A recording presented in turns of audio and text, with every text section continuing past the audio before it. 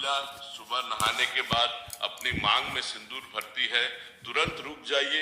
एक छोटी सी भूल आपके पति की आयु को कम कर सकती है, आपके घर में दरिद्रता आ सकती है।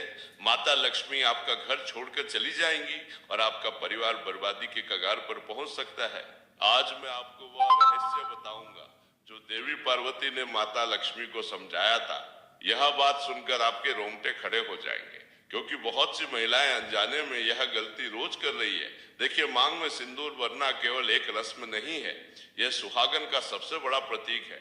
यह आपके पति की दीर्घायु का प्रतीक है। यह आपके घर में माता लक्ष्मी के वास का प्रतीक है।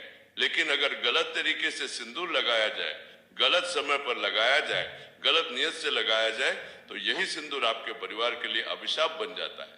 आपका पति दिन रात मेहनत करता है, फिर भी घर में धन नहीं टिकता, कारोबार में नुकसान होता है, नौकरी में परेशानियां आती है, बच्चों की पढ़ाई में रुकावट आती है, पति पत्नी में रोज झगड़े होते हैं, घर में कलह का माहौल बनाना रहता है, और सबसे बड़ी बात, आपके पति के स्वास्थ्य पर बुरा असर पड़ता है। बहुत से लोग अनजाने में यह गलती करते हैं। वे सोचते हैं कि सिंदूर तो लगा लिया, बस हो गया। लेकिन नहीं, शास्त्रों में सिंदूर लगाने की विधि बताई गई है, सही समय बताया गया है, सही मनोदशा बताई गई है। अगर इन नियमों का पालन नहीं किया तो लाभ की जगह हानि होती है। मैंने अपने जीवन में कई परिवारों को देखा है जहां महिलाएं नियमित सिंदूर लगाती थी, फिर भी उनके घर में सुख शांति नहीं थी। जब मैंने उनसे पूछा कि वे कैसे सिंदूर लगाती है, तो पता चला कि वे गलत तरीके अपना रही थी। लेकिन असली खतरा तो यह है कि यह गलतियां पीढ़ी दर पीढ़ी चलती जाती है। माँ से बेटी सीखती है, सास से बहू सीखती है, और गलत परंपरा आगे बढ़ती रहती है। तो चलिए, अब मैं आपको एक अद्भुत कथा सुनाता हूँ, जिससे सब कुछ स्पष्ट हो जाएगा। बहुत समय पहले की बात है। कैलाश पर्वत पर भगवान शिव और माता पार्वती विराजमान थे। एक दिन माता लक्ष्मी वहां पधारी। उनका मुख उदास था, आंखों में चिंता की रेखाएं थी। माता पार्वती ने पूछा, हे लक्ष्मी, आप इतनी चिंतित क्यों दिख रही है? क्या बात है? माता लक्ष्मी ने कहा, देवी, मैं बहुत परेशान हूँ। मैं पृथ्वी पर जाती हूँ तो देखती हूँ कि बहुत सी सुहागन स्त्रियां अपनी मांग में सिंदूर तो भरती है, लेकिन उनके घर में मेरा वास नहीं हो पाता। उनके पति परेशान रहते हैं, घर में दरिद्रता रहती है। मैं समझ नहीं पा रही कि ऐसा क्यों होता है। माता पार्वती मुस्कुराई और बोली, है लक्ष्मी, सिंदूर केवल माथे पर रंग लगाना नहीं है, इसके पीछे गहरा विज्ञान है, गहरी आस्था है, गहरे नियम है। अगर कोई स्त्री इन नियमों को नहीं जानती और गलत तरीके से सिंदूर लगाती है, तो वह अनजाने में अपने पति और परिवार को हानि पहुंचाती है। माता लक्ष्मी ने विनती की, कृपया मुझे समझाइए देवी। माता पार्वती ने कहा, वह पहले मैं तुम्हें एक कथा सुनाती हूँ, उसी से सब कुछ स्पष्ट हो जाएगा। एक गांव में मोहन नाम का एक किसान रहता था। वह बहुत मेहनती था, सुबह से शाम तक खेतों में काम करता। उसकी पत्नी का नाम सरला था। सरला बहुत धार्मिक स्त्री थी। वह रोज सुबह नहाकर पूजा करती, मंदिर जाती, अपनी मांग में सिंदूर भरती, लेकिन फिर भी उनके घर में सुख नहीं था। मोहन दिन रात मेहनत करता, लेकिन फसल अच्छी नहीं होती। जो फसल होती भी, उसे बेचने पर ठीक दाम नहीं मिलते। कर्ज बढ़ता जा रहा था, घर में रोज झगड़े होते। एक दिन सुबह मोहन खेत जाने की तैयारी कर रहा था। सरला पूजा से उठी और बोली, मैं आज बाजार जाऊंगी, घर में राशन खत्म हो गया है। मोहन गुस्से से बोला, राशन के लिए पैसे कहाँ है? मेरी मेहनत का कोई फल नहीं मिलता, इस घर में केवल खर्चा ही खर्चा है। सरला की आंखें भर आई। उसने कहा, मैं क्या करूं? मैं रोज पूजा करती हूँ, भगवान से प्रार्थना करती हूँ, फिर भी हालात नहीं सुधरते। मोहन कुछ और कहता, लेकिन उसी समय उनका छोटा बेटा रोने लगा। बोला, मुझे भूख लगी है माँ। सरला ने उसे गोद में उठा लिया और कहा, बेटा थोड़ी देर रुक जा, मैं अभी कुछ बनाती हूँ। मोहन खेत चला गया। सरला ने बड़ी मुश्किल से घर का काम निपटाया। दोपहर को गांव की कुछ महिलाएं उससे मिलने आई। उनमें से एक बुजुर्ग महिला थी जिसका नाम गौरी देवी था। गौरी देवी गांव की सबसे बुद्धिमान महिला मानी जाती थी। उन्होंने बहुत से घरों में सुख शांति लाई थी। जब वे सरला के घर की स्थिति देखने लगी तो उन्हें कुछ समझ आया। उन्होंने सरला से पूछा, बेटी तुम रोज पूजा करती हो ना?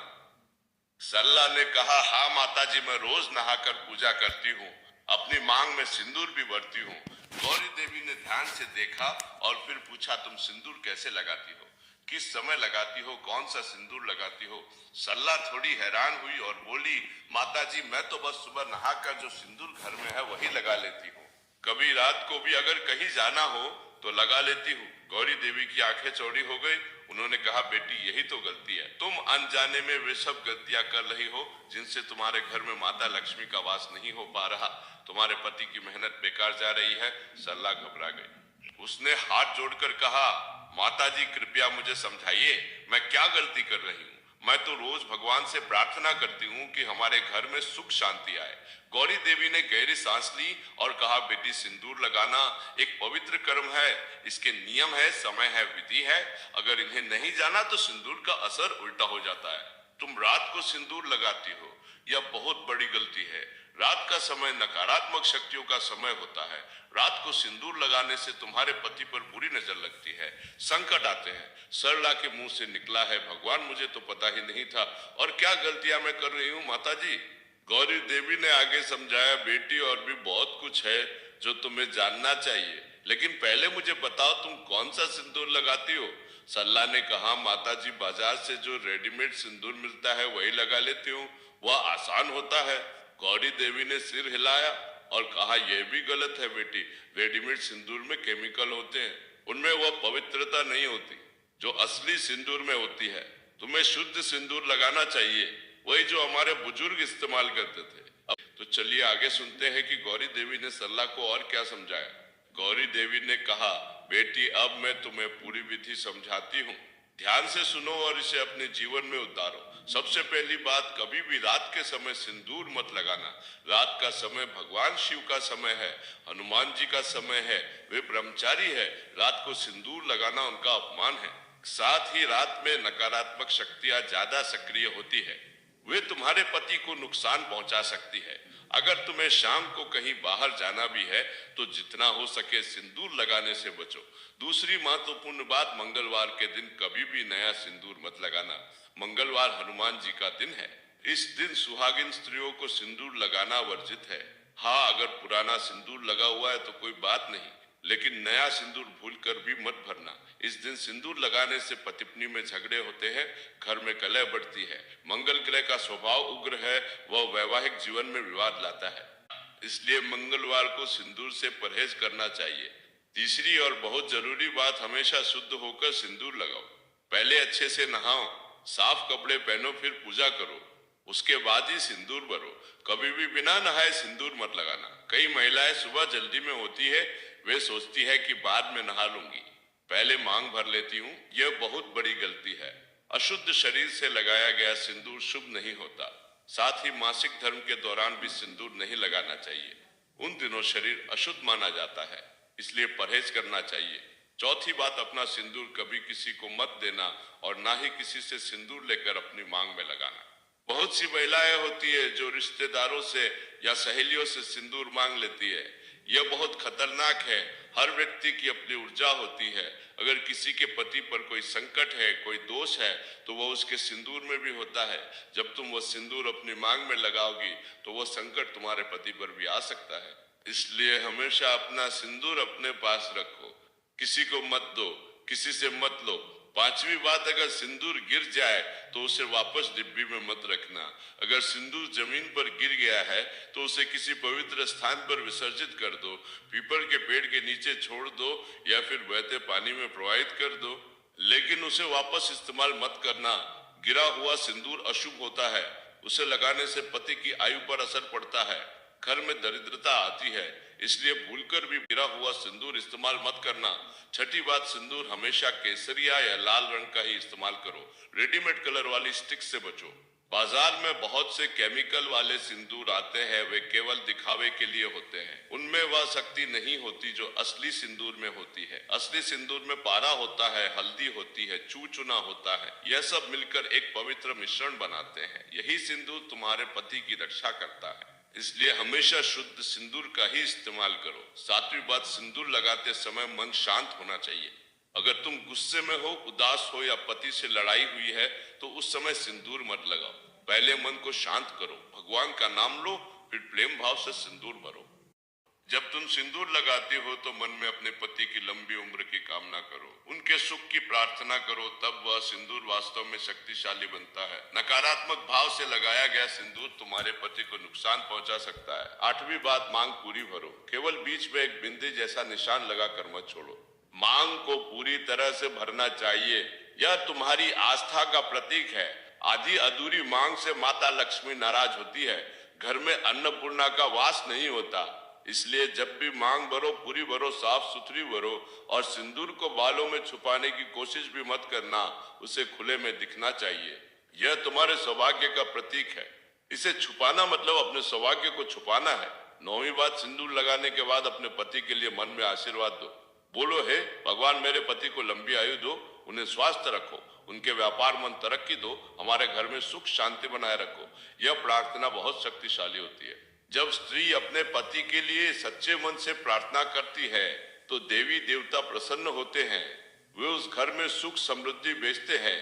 10वीं बात, अगर तुम किसी स्मशान जा रही हो, शव यात्रा में जा रही हो, या किसी की मृत्यु वाले घर जा रही हो, तो नया सिंदूर बिल्कुल मत लगाना। वहां का वातावरण नकारात्मक होता है, वहां प्रेत आत्माएं विचरण करती है। अगर तुम नया सिंदूर लगाकर वहां जाओगी तो वह आत्माएं तुम्हें और तुम्हारे पति को परेशान कर सकती है। इसलिए ऐसी जगहों पर जाने से पहले सावधानी रखो।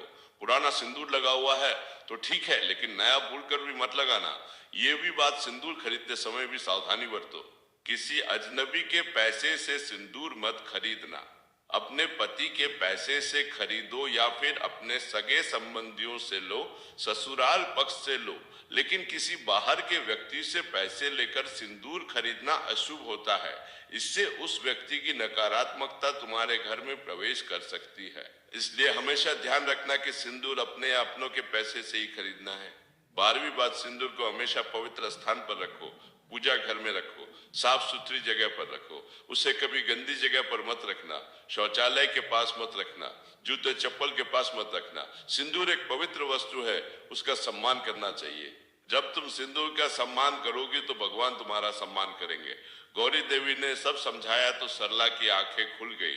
उसे एहसास हुआ कि वह कितनी गलतियां कर रही थी। उसने गौरी देवी के पैर छुए और कहा, माताजी, आपने मेरी आंखें खोल दी। मुझे तो पता ही नहीं था कि इतने नियम हैं। मैं आज से ही इन सब बातों का ध्यान रखूंगी। कृपया मुझे आशीर्वाद दीजिए कि मेरे घर में सुख शांति आए। गौरी देवी ने उसके सिर पर हाथ रखा और कहा, बेटी, भगवान तुम्हारा भला करे। लेकिन एक और बात है जो मैं तुम्हें बताना चाहती हूँ। यह एक चमत्कारी उपाय है। अगर तुमने यह किया तो तुम्हारे घर में धन धान्य की कमी कभी नहीं होगी। सरला उत्सुकता से बोली, क्या है वो उपाय माताजी, कृपया बताइए। गौरी देवी ने आसपास देखा और धीरे से कहा, बेटी, यह उपाय बहुत गुप्त है, इसे किसी को बताना मत। जब तुम सिंदूर भरो तो उसमें चुटकी भर शुद्ध हल्दी मिला लिया करो। हल्दी माता लक्ष्मी को बहुत प्रिय है। जब सिंदूर में हल्दी मिलाकर मांग भरोगी तो माता लक्ष्मी तुम्हारे घर में स्थायी रूप से वास करेंगी। तुम्हारे पति की तरक्की होगी, घर में धन आएगा, सुख शांति बढ़ेगी। सरला ने पूछा, लेकिन माताजी, कैसी हल्दी लेनी है? गौरी देवी ने समझाया, बाजार से शुद्ध हल्दी की गांठ लेकर आना, उसे साफ करके धूप में सुखाना, फिर उसे बारीक पीस लेना। जब पूरी तरह से पाउडर बन जाए तो उसे अपने सिंदूर में मिला लेना। बस चुटकी भरी काफी है, ज्यादा मत डालना, अच्छे से मिलाना ताकि रंग एक समान हो जाए। फिर उसी सिंदूर से रोज अपनी मांग भरना। यह तुम्हारे और भगवान के बीच का रहस्य रहे। सरला ने गौत्री देवी की हर बात मन में बिठा ली। उस दिन से उसने अपनी पूरी दिनचर्या बदल दी। अब वह सुबह जल्दी उठती, अच्छे से नहा धोकर पूजा करती, फिर शुद्ध सिंदूर में हल्दी मिलाकर अपनी मांग भरती। मांग भरते समय वो मन ही मन अपने पति के लिए प्रार्थना करती, बोलती, हे भगवान, मेरे पति को स्वस्थ रखना, उन्हें लंबी आयु देना, उनके काम में तरक्की देना, हमारे बच्चों को सुखी रखना, हमारे घर में माता लक्ष्मी का सदावास बनाए रखना। पहले दिन से कुछ खास नहीं हुआ, दूसरे दिन भी नहीं, तीसरे दिन भी नहीं। सरला को थोड़ा संदेह होने लगा। उसने सोचा शायद ये सब केवल कहानियां हैं, लेकिन फिर उसने खुद को समझाया नहीं। गौरी देवी ने कहा है तो जरूर कुछ होगा, मुझे धैर्य रखना चाहिए। वह रोज नियम से सिंदूर लगाती रही। मंगलवार को सिंदूर नहीं लगाती, रात को सिंदूर नहीं लगाती, हमेशा शुद्ध होकर प्रेम भाव से पूरी मांग भरती। एक हफ्ते बाद मोहन खेत से आया तो उसके चेहरे पर खुशी थी। उसने कहा, सरला, आज एक अजीब बात हुई। मैं खेत में काम कर रहा था तो एक व्यापारी आया। उसने मेरी फसल देखी और बोला कि वह अच्छे दाम देगा। उसने मुझे एडवांस भी दे दिया। सरला मुस्कुराई। उसने मन ही मन भगवान को धन्यवाद दिया। उसने सोचा शायद यह गौरी देवी के उपाय का असर है। धीरे धीरे बदलाव आने लगा। 2 हफ्ते बाद मोहन को एक और खेत खरीदने का मौका मिला। किसी ने उसे कहा कि पास में एक खेत बिक रहा है, कीमत भी कम है। मोहन ने थोड़ा कर्ज लेकर वह खेत खरीद लिया। उस खेत से पहली ही फसल में अच्छा मुनाफा हुआ। 3 महीने बाद घर की स्थिति सुधरने लगी, कर्ज चुकने लगे, बच्चों के लिए नए कपड़े आए, घर में खुशियां लौटने लगी। मोहन ने एक दिन सरला से कहा, मुझे नहीं पता क्या हो रहा है, लेकिन पिछले कुछ महीनों में सब कुछ बदल गया है। पहले मैं इतनी मेहनत करता था, फिर भी कुछ नहीं होता था। अब सब काम बनने लगे हैं। मुझे लगता है भगवान की कृपा हो गई है। सरला ने मुस्कुराते हुए कहा, हाँ, भगवान की कृपा है। उसने अपने मन में सोचा, यह गौरी देवी के बताए नियमों का असर है। लेकिन उसने मोहन को कुछ नहीं बताया। गौरी देवी ने कहा था कि यह रहस्य किसी को मत बताना। मोहन को कुछ नहीं बताया। गौरी देवी ने कहा था कि यह रहस्य किसी को मत बताना। 6 महीने बाद मोहन का व्यापार इतना बढ़ गया कि उसने अपने खेतों के साथ एक छोटा धान का व्यापार भी शुरू कर दिया। गांव के दूसरे किसानों से धान खरीदता और शहर में बेचता। इससे अच्छा मुनाफा होने लगा। 1 साल बाद उनके घर की हालत पूरी तरह बदल चुकी थी। जो कर्ज था वह पूरा चुक गया। घर का जीर्णोद्धार हुआ। बच्चों को अच्छे स्कूल में डाला। सरला के लिए गहने आए। गांव के लोग हैरान थे। वे आपस में कहते, यह मोहन का घर तो देखो। 1 साल पहले कितनी बुरी हालत थी, आज इतनी तरक्की हो गई। क्या हुआ अचानक? लेकिन सरला ने किसी को कुछ नहीं बताया। वह चुपचाप रोज अपने नियमों का पालन करती रही। हर सुबह शुद्ध होकर प्रेम भाव से सिंदूर में हल्दी मिलाकर अपनी मांग भरती और भगवान से अपने परिवार के लिए प्रार्थना करती। एक दिन गांव में एक बड़ा व्यापारी आया। उसने मोहन का काम देखा और प्रभावित हुआ। उसने मोहन को अपने साथ पार्टनरशिप का प्रस्ताव दिया। मोहन ने सोचा और फिर हाँ कर दी। इस पार्टनरशिप से मोहन का व्यापार और बढ़ गया। अब वो केवल एक किसान नहीं था, वो एक सफल व्यापारी बन गया था।